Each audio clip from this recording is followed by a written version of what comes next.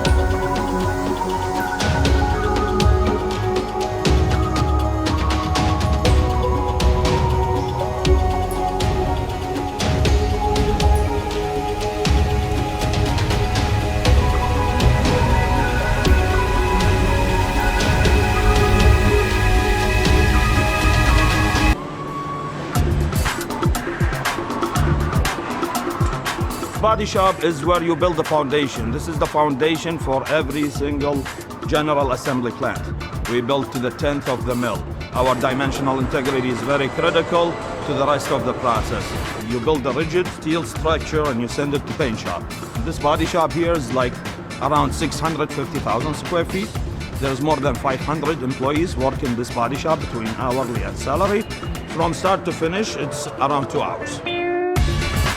We have our critical suppliers send in hundreds of parts for us to assess. So we measure each part individually, and then we have multiple fixtures to simulate the entire build process for the body and weight. After we put the roof on the vehicle, we go into our laser braze booth. It's a laser beam, melts metal from the front of the roof all the way to the back. In the past, you may have seen cars that had a black strip going across the roof. On this, it's an actual finished bead of weld going all the way from the front to the back. And then it does a brush and grind. It looks like one smooth piece of metal. This gives us a very high quality finish. So it's in a laser braze booth about 80 seconds.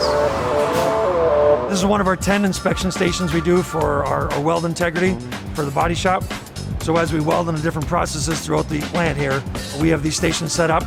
Our operators are using ultrasonic weld inspection equipment. It's very similar to what you'd use at a doctor to get your shoulder ultrasound. So the ultrasonic inspection is verifying the integrity of the weld. We want to make sure the welds are holding. So this is the body white nearline laser radar system. It's a radar technology that's mounted onto our robots. Whatever they can see, they can measure. So they're pre-programmed. We have hundreds of points near features of the car, surface points, as well as alignment points, shock towers. We want to see how the alignment goes in the front of the plant. And this complements our inline system, which takes 100% measurements. It takes about 45 minutes to complete the whole program. And we run this continually in all 3 shifts. This is our net form and pierce line. It is just as it sounds. We do a net form. We form pads on the vehicle, and then we pierce it. The pads that we form are to create the best fit for our fenders, doors, liftgate, and hood. We should have a certain limited gap on every door, and the lines should be very symmetrical. So right now in the station in front of us, the robots, we're actually doing a measurement of the vehicle, making sure that all of our finish, our fits are perfect for this vehicle. So we're currently standing on our panel line. This is where we assemble the doors and the hoods and the fenders to the car. This is where you actually get to see it coming together and become the vehicle that you're going to drive on the road. So we sub-assemble the doors on the 4 lines that flank the panel line, and we build the fenders as well, and then they all get installed onto the car here through our production operators. We actually take the inner door from Jefferson North, as well as the outer that comes from our Sterling stamping plant. We marry them together in our cells, and then we install them on the doors. So once the cars are assembled here, it goes to our metal finish and fit line, and they ensure that everything is nicely put together, that it's all within specifications, and that it's ready to go to assembly and be built up. So we have 15 operators and 15 stations on this line between the left and the right side.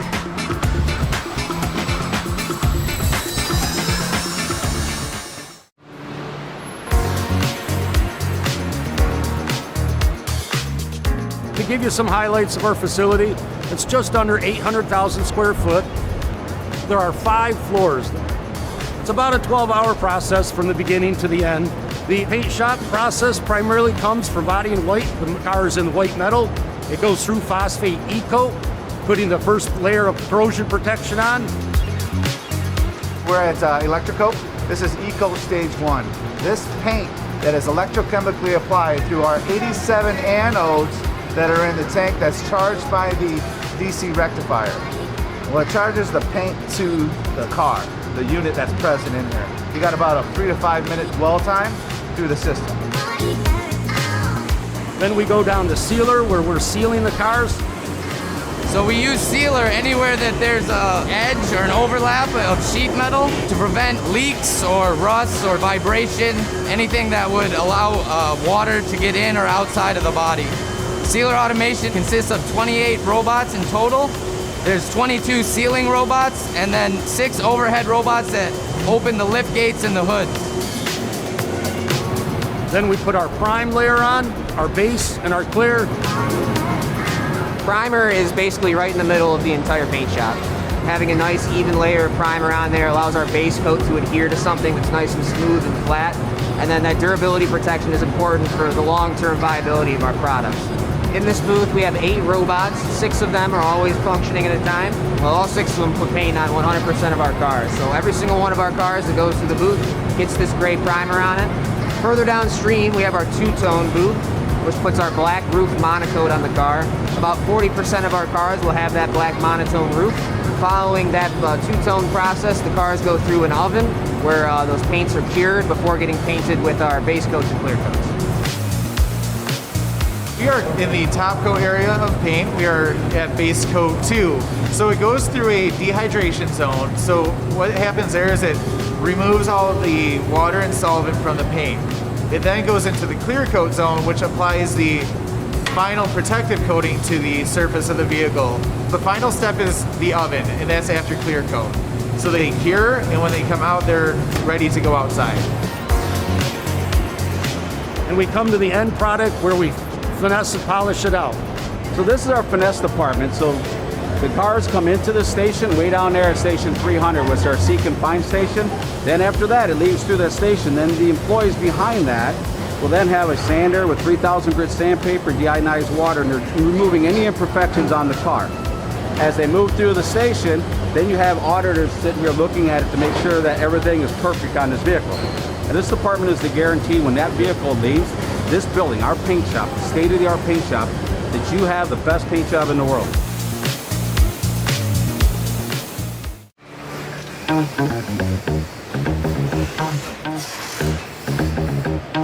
This building is our general assembly building. This is toward our front end process. You're right at about 1 million square feet here in general assembly alone. We run a 3-shift operation with 670 processes. There's roughly 770 trucks that come in per day. There's roughly 5,000 parts. All of the parts will arrive at one of our 88 docks. A portion of it is bulk and a portion of it is sequence. And they're automatically unloaded from a trailer via a robot and delivered to the operator for installation inside the vehicle in sequence. We don't want any defects reaching our customer. So we have error mistake proofing throughout the entire plant, several of the operations to aid the operator, but most importantly, protect the customer so we know that they're getting the right components and especially the safety.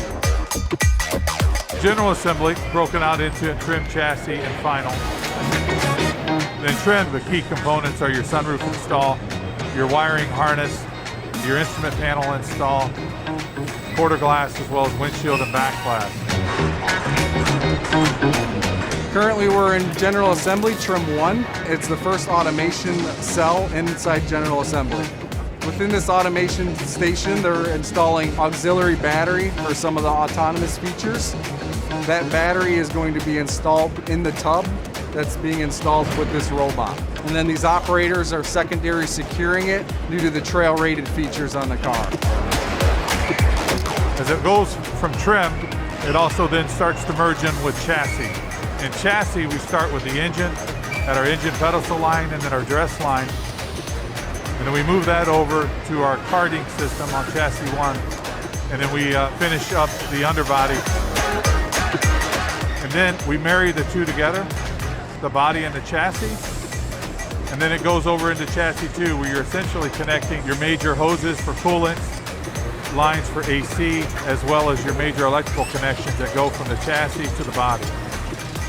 It then transfers over into final assembly, which are your seats and some more of your major components. And then we hang the doors on final 2, and then put the wheels and tires on, and then it goes for final Huntsville electrical test. There, we're just testing to make sure all the connections are there. Then it goes to rolls to test all the functionality. After that, it then goes for a trip through our BSR test track. BSR, bust, squeak, and rattle, as we take the vehicle from start to finish to help prevent BSRs from hitting the customer. So 100% of our vehicles get taken on the test track every day. The track is around 2,000 feet from start to finish.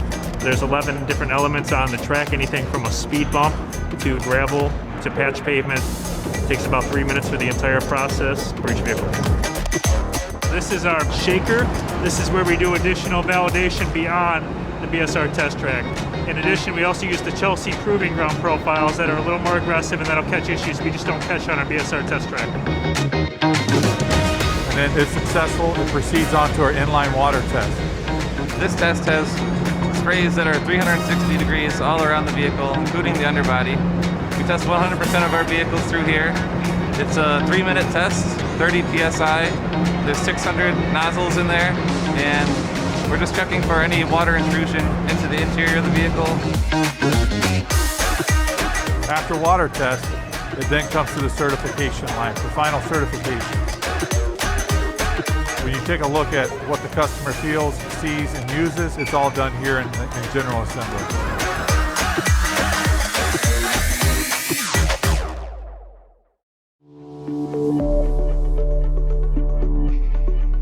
The history of this site is pretty remarkable. We've had manufacturing in this site, this ground, for over 100 years.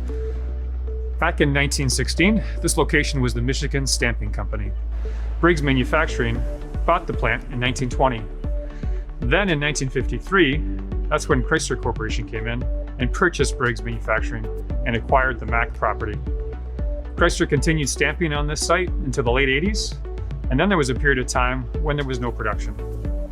From late 1991 to 1995, the Dodge Viper was produced here before it was moved to the Connor Avenue assembly plant. Then construction of Mack engine began in 1996. And in the year 2000, Mack Engine 2 was completed and produced engines until it was idled in September of 2012. Then it was in 2019 when we finished production of the engines and began retooling. When we first started this project, it was an existing engine manufacturing site here at Mack 1. And so really we had to look at how do we fit an assembly plant onto an existing site with the challenge of having Mack 1 running production for the Pentastar engine. So with the constraints of working around production ending, moving to another facility, and then getting all of the construction done and ready really in less than 2 years to complete this entire project and be building the new vehicle, it was a huge undertaking. Utilization of 2 existing buildings, 1 new one added, and now we have a fully functional assembly plant. It's quite amazing.